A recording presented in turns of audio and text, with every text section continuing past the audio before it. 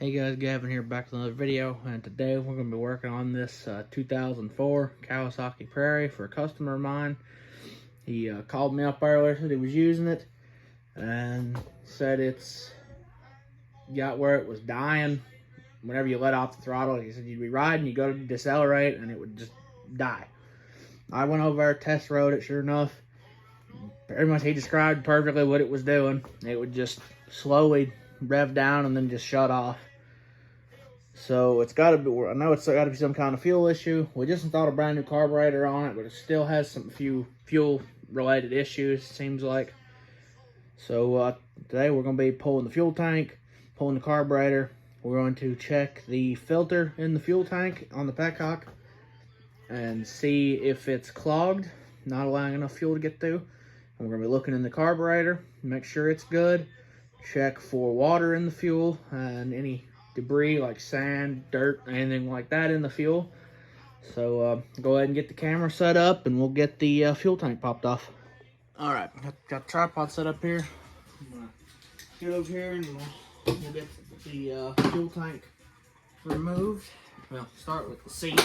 Got a latch back here you pull. Seat's out of the way, and then for the fuel tank, you have two 10mm bolts right here. There's supposed to be two plastic clips up here, but they're missing on this one. And then you'll have to remove your shifter knob, so it just threads off. So go ahead and thread it off real quick. And oh, I got a 10mm on this socket set. Let's go ahead and grab one. All right, you know, definitely want to drop that shifter knob. It's good for it. All right, go over here and grab a 10 out of my set.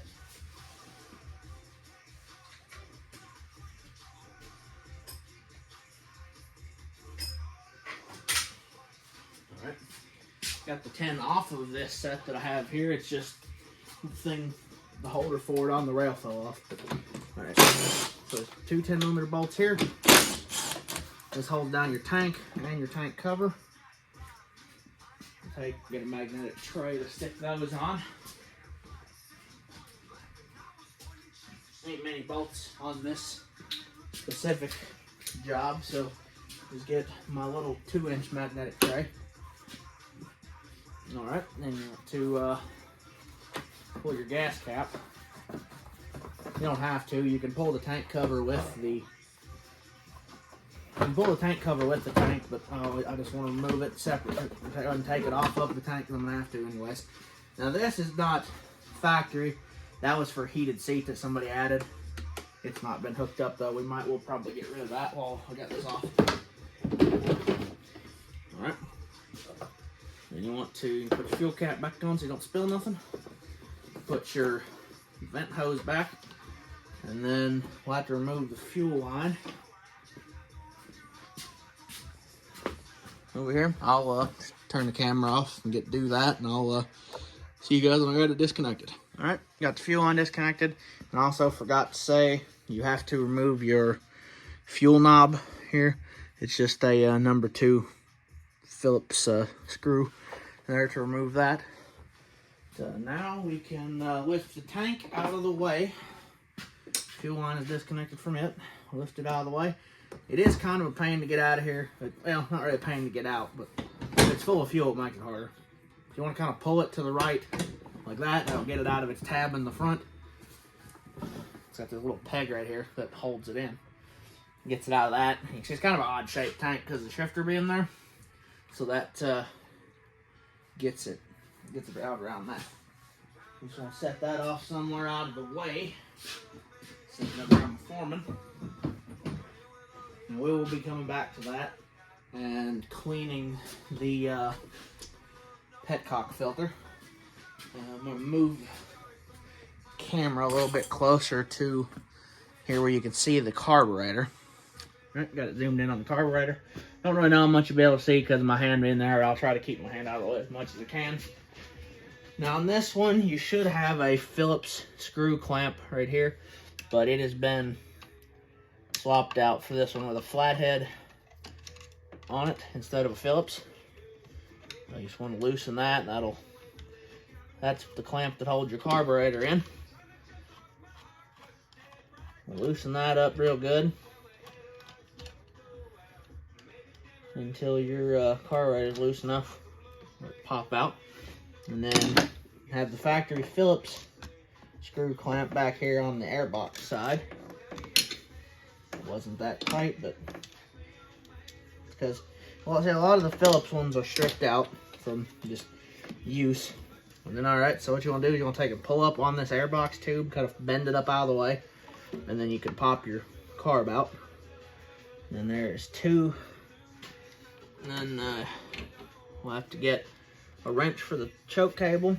And there's two wires down here as well on the bottom. You pop this one off, and then this one, you pop both of them off like that.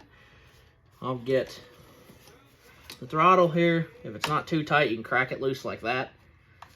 If they really tighten it down with the wrench, really tight, you won't be able to get it cracked loose probably. You'll have to take a 10mm wrench, loosen it. And then there is a Phillips screw. I don't know if you can see it or not, but there's a Phillips screw right here. It holds your throttle cover on. Oh, well, of course, it's going to be halfway stripped or all the way stripped.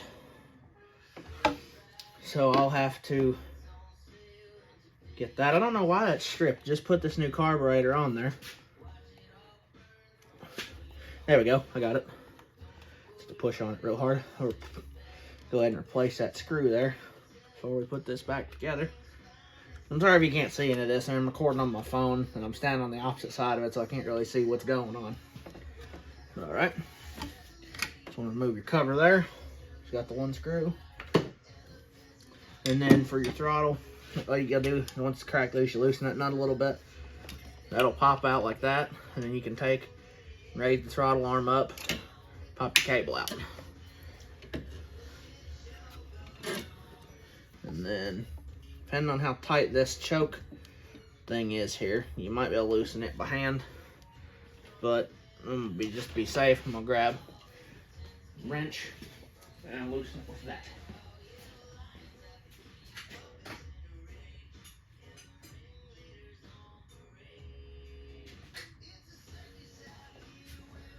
I don't remember what size it is because all of them are different. Got a 12 here. We'll see if that does it. Yeah. Don't think so. It's an 11. You have to grab an 11. Most of those are 14 on most of the foilers I deal with.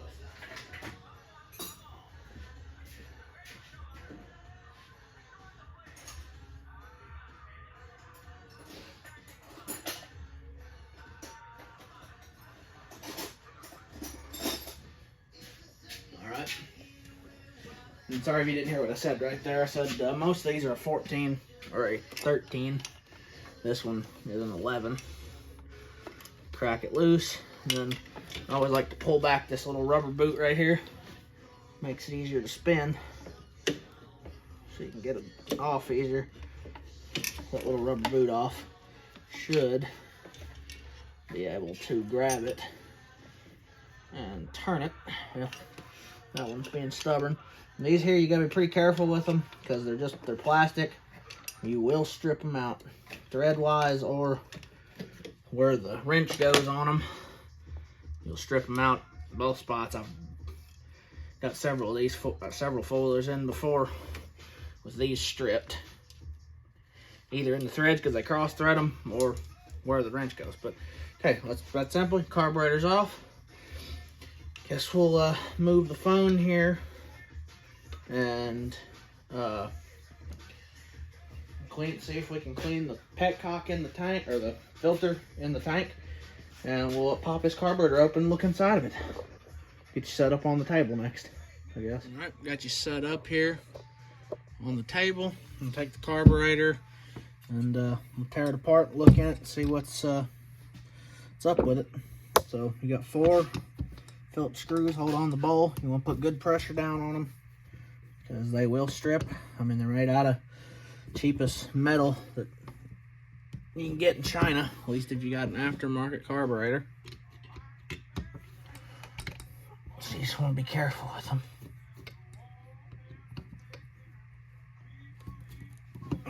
Got them all broke loose.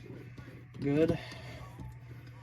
You see I've got a Got a paper towel out here so I can set up, lay all the parts out neatly, and way I don't lose none of them, because before I had this nice table, I lost a lot of carburetor parts because I was doing it on just the floor or wherever, and I'd drop them, or they'd end up lost somehow. But now that I've got this, rarely ever lose them. All right, pull the bowl off. Bowl looks pretty good on the inside. I mean, it's a brand new carburetor. This thing's not been ran with a couple times, so I didn't really expect any different. Start out with that. The float, okay, there's a little bit of gas in it, but then the float seems, float seems to be operating as normal. Needle valve seems to be working. Take a, what do I got here to knock this, or to push this float pin out? Right there it is. I've got this pair of snap ring pliers here. It's got the small end on them. I use them for pushing out these float pins. See, it pops out. Well, can't get it out. Let me grab a pair of pliers. Don't be too rough with it. You don't want to be too rough with this pin because it won't go back in if you are. You just want to kind of slightly pop it out like that. All right, that's fine. Ain't wore out or anything. Pop that out. Not hard for you to see. I mean, needle looks in good condition. Take the needle off and shake the float here. In here, there's no fuel in it. That would, if there was fuel in it, that'd be a sunk float, and that causes it to flood because your needle valve won't shut because the float will be held down. Take the main jet out here, and the main jet looks like there's something in it. Taken. Okay, it was just a fuel bubble in there. I'll take that out, and then, okay, this is 8. This is 8mm on your emulsion tube here. Get that out. I thought it was a 7. That's what it was on the last foiler I did, was a 7. But on this one's an 8. Each box end on that, crack it loose, shouldn't be that tight.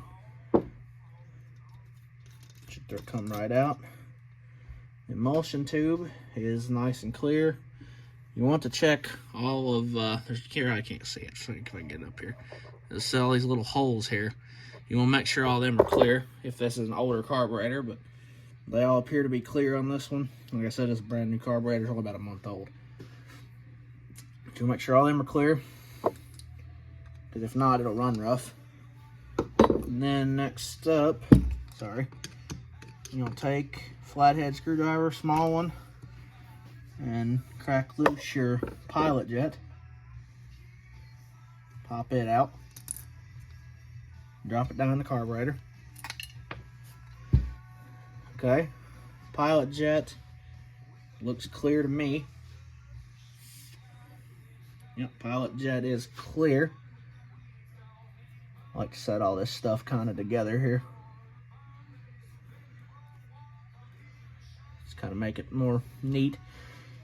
All right, and then everything in here. Oh wait, next to that, well, that is one of your pilot jets. This carburetor is a secondary pilot jet in this little port here. I have to get a smaller screwdriver for it. Need a really small screwdriver to get down in there for that one.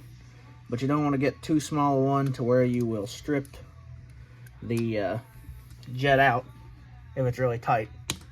A lot of the time they're pretty tight from the factory.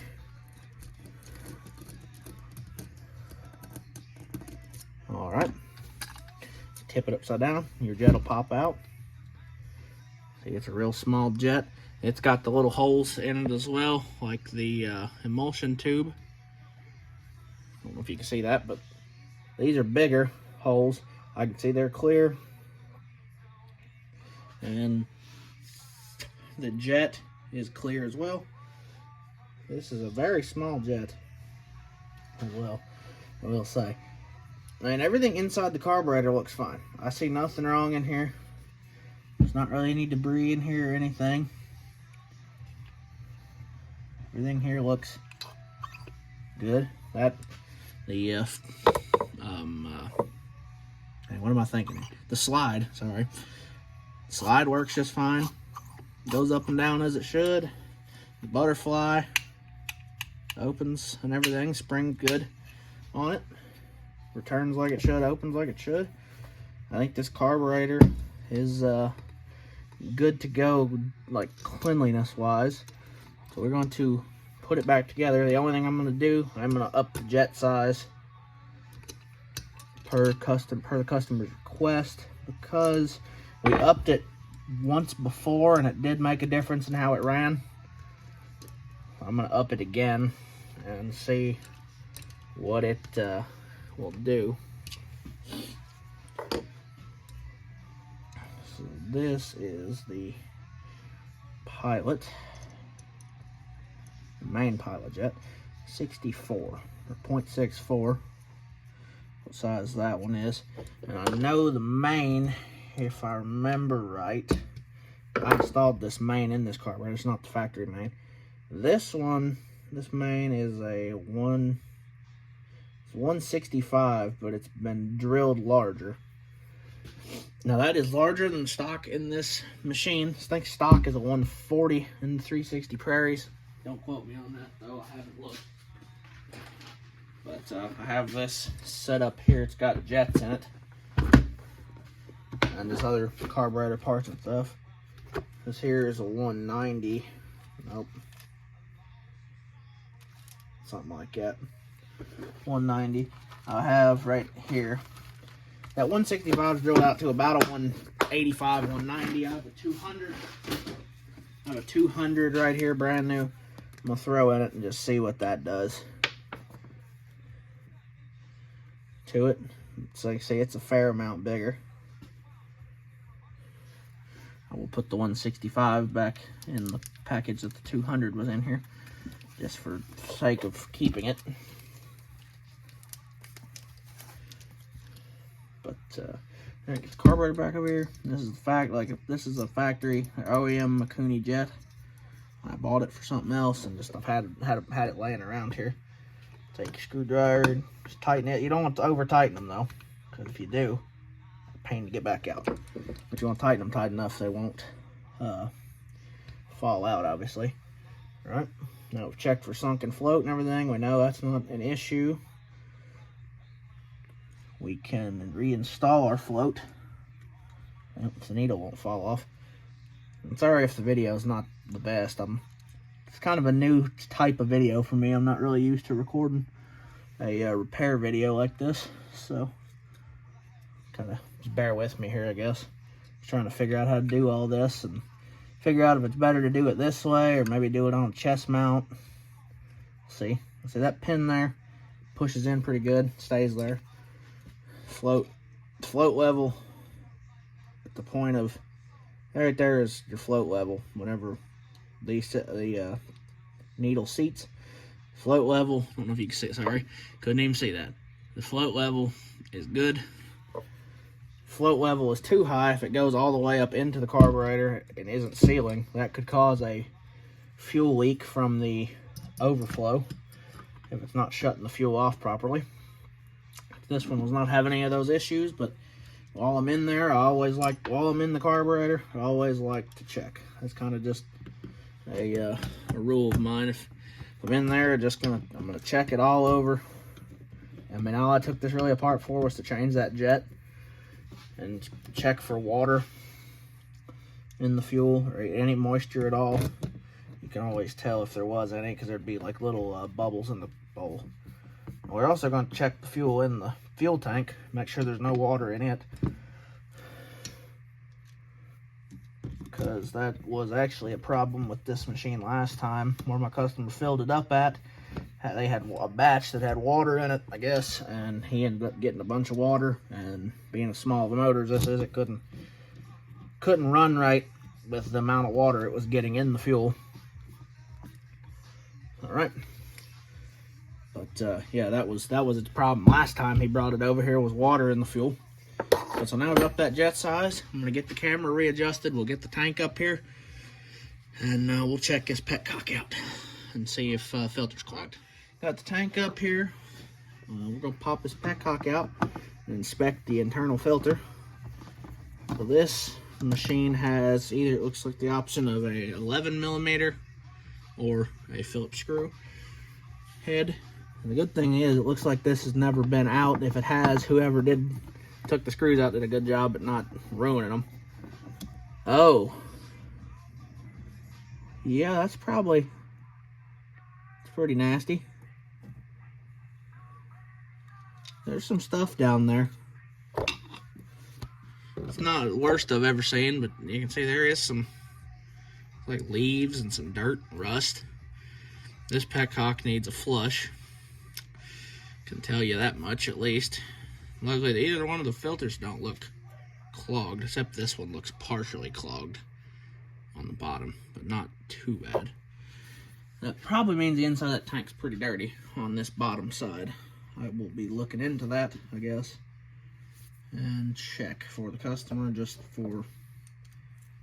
to know whether he has them problems or not. The fuel tank's dirty on the inside, that'll keep happening.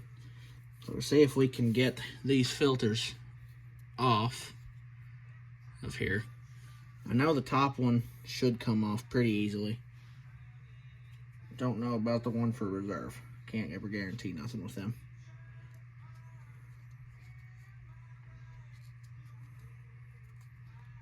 I don't want to break either one of them though, that's the thing. Okay, got that off. It popped off pretty easily. The reserve one though, I don't know about. I don't ever like to really mess with them because they like to break.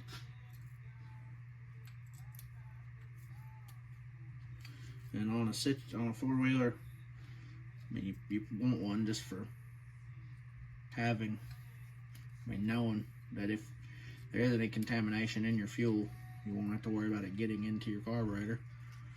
I guess you still can get some of it in there, but it's a whole lot smaller of an amount than what would get in normally without a filter here. See if I can get down in there with a flathead screwdriver. I know you guys can't see this. I'm just trying to, I just don't want to break it. I mean, if you do, it's not really a big deal. I mean, you can always run it without that filter. It's better to have it though than not to.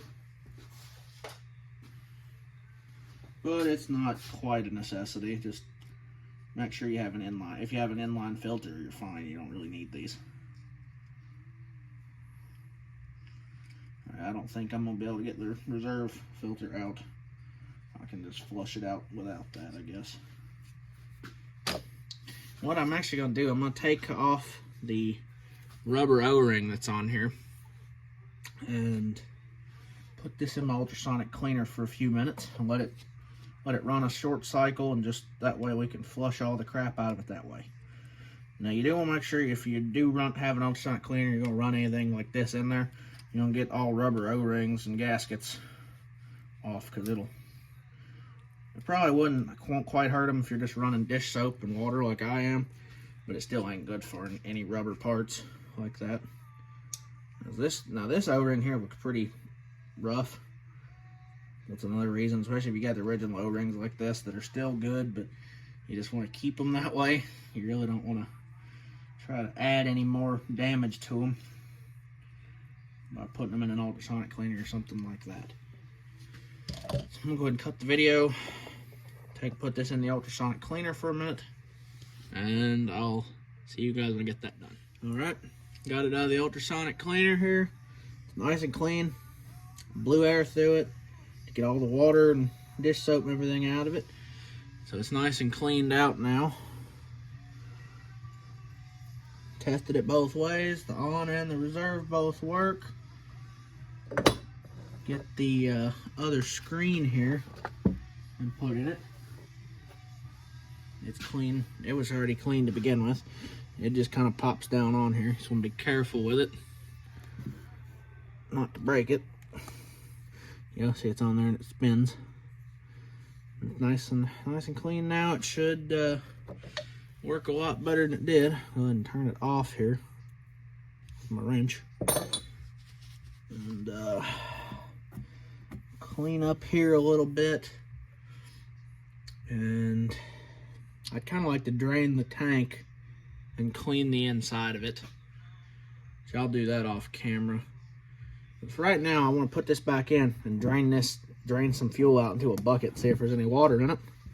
Show you guys how to see if there's water in it for some of you that don't know.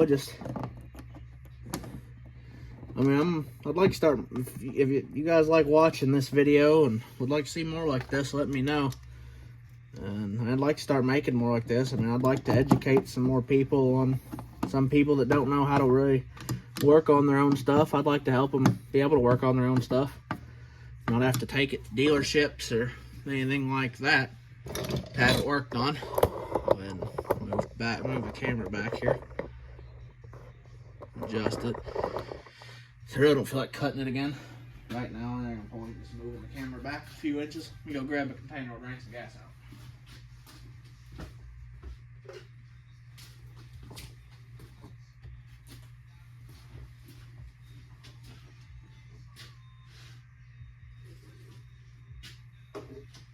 Alright, got me a container. Wipe it off here a little bit. Alright, wipe it off here so you can see it real good. You want, for testing for this here, you want something that's clear. You can see through it completely. That way you can see if there's any water in it. I just have this Dawn dishwashing liquid bottle. So how you want to do this, you want to tilt your tank down to where fuel can get to the petcock. Okay. Crack that cap loose. Thing was building up pressure somehow there and spraying out the cap. You might not be able to see this, but there you go, you can see it. Probably. Let me move it back a little more. Yeah, I'm working with this old tripod. I haven't really got nothing better than this tripod for doing this.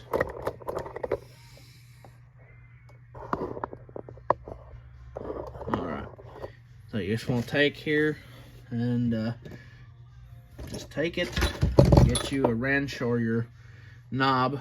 I've just got 8mm wrench. You just want to stick your container down there on the inlet. Oh. Put it on reserve. You see it's, I don't know if you can't see it, but it's running out of that container. You want to get a decent amount in there, that way you can clearly see if there's water in it, and let it fill up. Maybe not quite halfway. There we go, that's enough. All right, so you can see we got our container of gas here.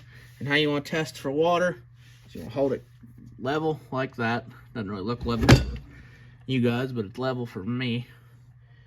And you want to see if there's water. There will be a clear separation line because water is heavier than gas. So you'll see a line of water on the bottom and gas on top. They won't mix, they'll separate. And looking at this one here, it does not appear to me that there's any water in it, which is good. You don't want water. It smells fine, just like it should. And which that's real good. So what we're gonna do next, I'm gonna drain the fuel out of it into a container. I've got a half-gallon container. Well, it was a gallon oil jug that I cut in half, used a drain pan, cleaned it out, and dumped the fuel into it a little bit at a time, and just get enough fuel out. I'm gonna try to get all the fuel out of it. Might just try dumping it, just find a bucket to dump it into. That way I can, cause I want to reuse it. It's good fuel. The guy just bought it. Now that there's no water in it, we can reuse it. But I'm gonna get the tank drained, check, take it, and just clean it out a little bit on the inside. Get back to you guys whenever we're ready to put it back together. All right, Well, took the tank, looked in it. It was actually pretty clean. I guess that crap on the petcock was just a little bit of leftover residue from when we filled it up with gas. So I went ahead and just didn't clean the tank. Just drained all the fuel, looked in it. It's good. So go get everything put back together here. First thing, I'll check these clamps, make sure this intake's tight, or this one clamp, I guess. This isn't the factory intake. This is like a piece of hose or something. Need to get a factory intake back for it. Might eliminate part of its problem. I don't know. That intake could have a crack in it, be sucking air. If what I did today doesn't fix the way it's running, we'll revisit this, I guess, and might put an air boot or a new intake boot in it. Go ahead and get the throttle cable hooked back up and everything.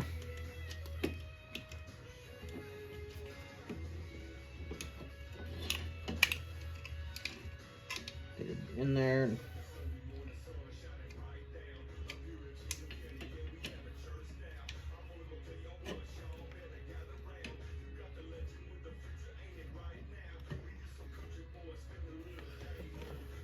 you'll check your play and your throttle. Got a little bit, ain't got enough right there. So I need to back off this top nut a little. Tighten that bottom one a little. You want just a little bit of slack in your throttle. Just a slight bit. You want it to bottom out on your stop here so it'll actually idle. If it ain't got enough slack and won't bottom out on that stop, you'll have a problem with it idling too high, and it'll never return all the way to idle. Forgot my screwdrivers over on the table. Let me go get them.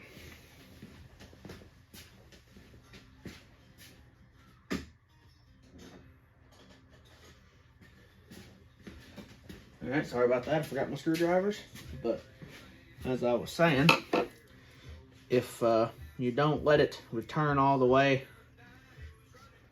if you don't have your adjustment set right on your cable, on the slack in your cable, it won't ever return all the way to idle. And you'll have a problem with high idle or inconsistent idle. You want to have at least a little bit of slack in your cable. There we go.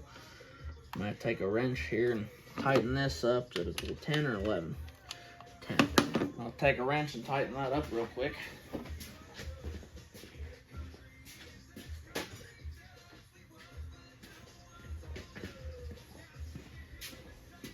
This is a 10 millimeter.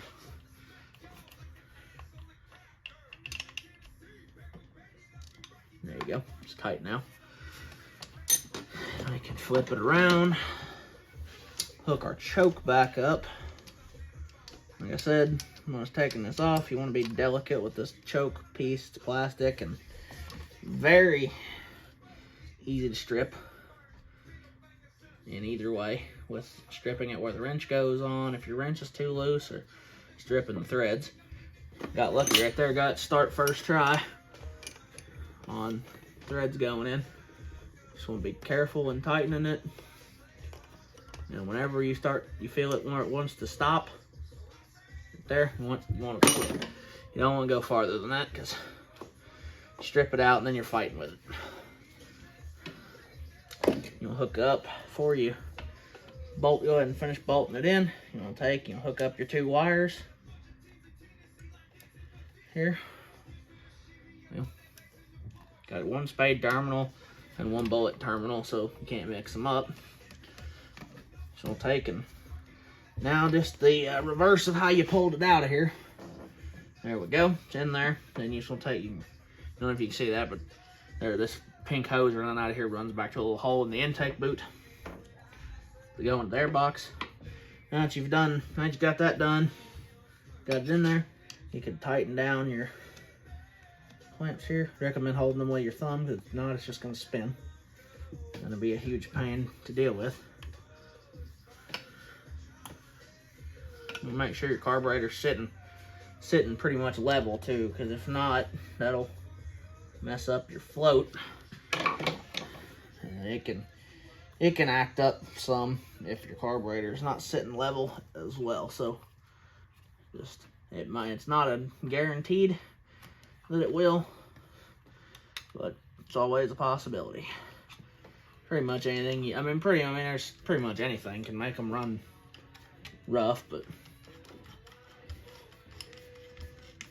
there's certain things that make them run worse, easier than others. Sorry if you can't really see anything. It's, like I said, I'm working with my phone as a camera, so I can't really see what. I don't have a secondary screen or nothing to show me what you guys are seeing. Tighten down this intake boot a little more for Will. There we go. It won't really, I can't really see what I'm showing you guys. I kind of just have to guess on where the camera needs to be and check it every once in a while. It's kind of why, that's why sometimes I walk around there while I'm talking. But now we'll get the tank set back down in there. If you want to, as well, you can hook your fuel line up now if it's long enough to reach. But you don't have to. And I left all the fuel drained out of the tank just for ease of reinstalling it. Kind of fight it in there a little, and then you just gotta get it to the right spot, and then it'll pop in. It fought me the last time, but we'll see this time. There you go. See, you'll see it popped in right there. So take your fuel cap off, put your tank cover back on, and you hook up. Yeah, put your tank cover back on. Take your two. Well, I'm sorry, you probably can't see this. So I had it zoomed in too far. Yeah, you saw me get the tank set down on there. Sorry about that. It's my fault. Go get you back aimed there so you can see where your two bolts go. Now I guess there's also this tab down here on this cover. And get it lined up so your plastics will line up right. Got a tab on both sides. This side here got lined up right away, so worked out good. Just gonna get your two bolts started here.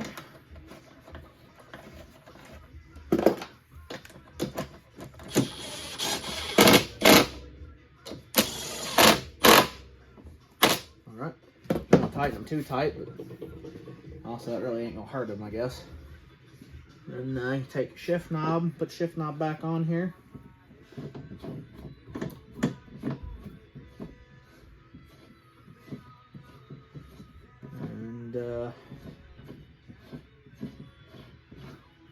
There you go, get the shift knob back on. And I'm gonna get the fuel line hooked up, get some fuel put back in it, get the knob back on for the petcock, and see if she'll start here in a few minutes. Alright, well, we got it back together here. I'm gonna open up the door on the garage here, and I'll see if she starts.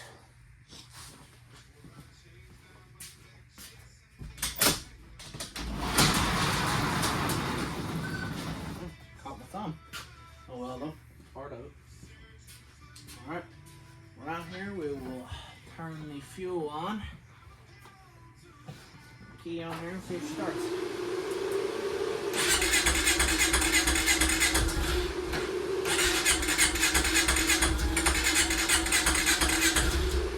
Okay, choke it.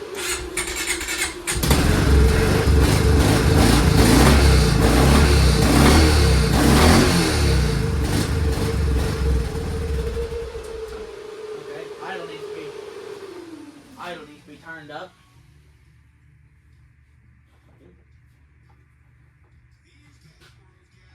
Tell that already. Does seem to run a heck of a lot better. And the fan's hooked up to run full time with the ignition, so bear with me, I guess.